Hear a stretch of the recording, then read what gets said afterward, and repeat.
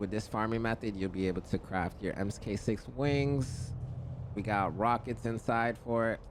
All right, so as you can see, we want to use a respawn beacon. So right here, I just placed the respawn beacon pretty far by like a small, medium, or even large spice field, depending on what you're trying to farm. Make sure you have your vehicle pocketed. And then you're going to go ahead and hit the respawn. You're going to die, taking durability damage, pretty much the only damage. Then you're going to find your respawn beacon. And you're pretty much going to just farm out here. Once we spawn, we'll be able to fly over to the spice field. All right, so now we're off in H3 from pretty much A1. And we're gonna get our vehicle. And then right over the mound, I have a spice field that I was farming pretty much. I was able to get about 800 melange once you turn the spice into the higher tier that you craft MK6 with. That's what you'll be crafting. You'll be taking it back to the base, and then you'll be using the big refinery to craft 10,000 sand at a time. And that'll give you 200 spice melange. And yeah, it's pretty easy, pretty chill. Here we have the build. Pretty much whenever you set your beacon out there, you're going to be respawning. And I would say that this is the items you want to be taking with you. These are really easy to make and really easy to fix, repair, because you're going to take durability damage every time you spawn. As you can see, we're about halfway on this Omni. We're about halfway on this cutter and halfway on these. These are like super easy to make. The Omni is the only one that's like pretty expensive, because if you look at the gather rate, it's very high. And then you have the lower tier under it is like medium, and then the one below, you know, obviously small. So you want to kind of use one that's like around medium. We were also using a schematic one that was allowing us to use a lot less vibrations while this compactor right here. But I would say we don't really want to use this too much because it's rare in my opinion, even though it does work. So if you're stacked like on blueprints already, you might as well use them in my opinion. And then I'm using these boots that we crafted. They are a little expensive, but they last you a good amount of time. I want to say I've gotten over 10,000 sand already with these boots, and we've been respawning with them, and it's pretty much been awesome, right? So as you can see right here on the description, negative 45% worm threat. That's the main deal, the main reason that I'm using this. And I would suggest using this like, especially when you're in a solo area, because this is gonna like let you farm a lot longer without the worm continuously coming out of the ground, right? I also suggest having a large fuel cell, at least one. I picked up one, but sometimes, you know, you don't really need to carry more than one in my opinion. And I would like you to carry 2 bottles of water, because when you're out there, you might find more sand, you might find more shipwrecks, you might find anything. And that's why we have the improvised cutter array, so when you do find a ship, you can open it. The tier doesn't matter, so just use the cheapest tier. That way you can get the blueprints out of the box every single time. And like I said, you want to have the water just to keep yourself hydrated, because when you're out there, you are going to be getting dehydrated like really fast. So it's really nice having water on you to keep yourself hydrated while you're out there. Just fill it back up every time you come in.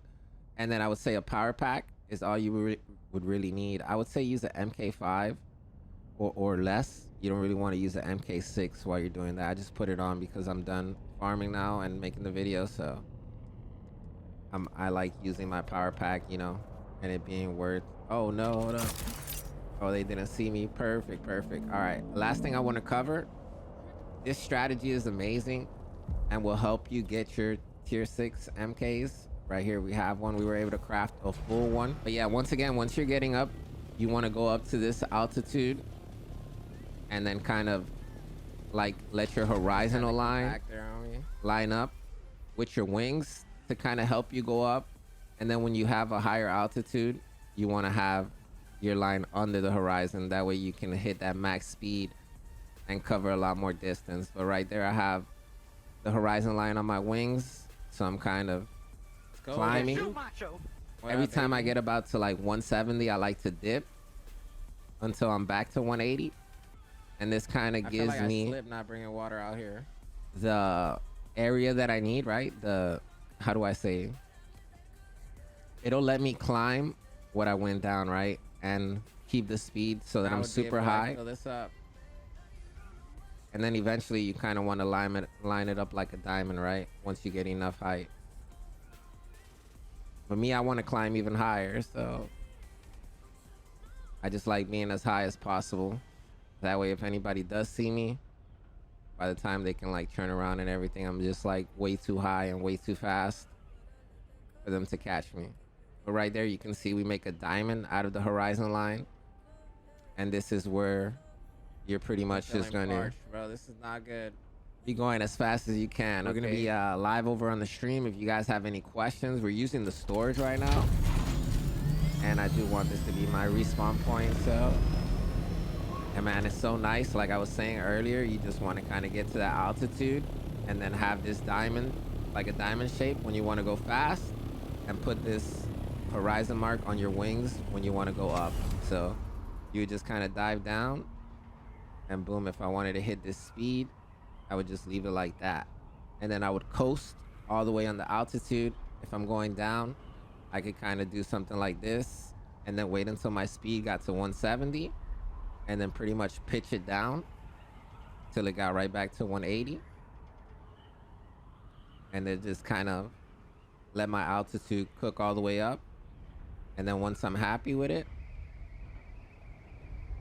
just turn around right here. Once I'm happy with it, I just kind of line up the diamond again to give me that max speed that I can have, which will allow me to outrun any of my oppositions. And yeah, it's really that easy. So hopefully this video helped. We'll be live over on Twitch right now, so make sure you guys come through, ask me any questions you want.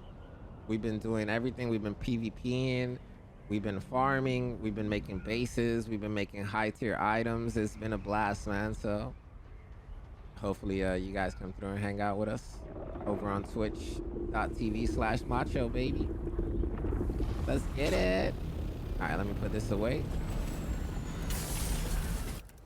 And we're done, baby. I'll see you in a little bit.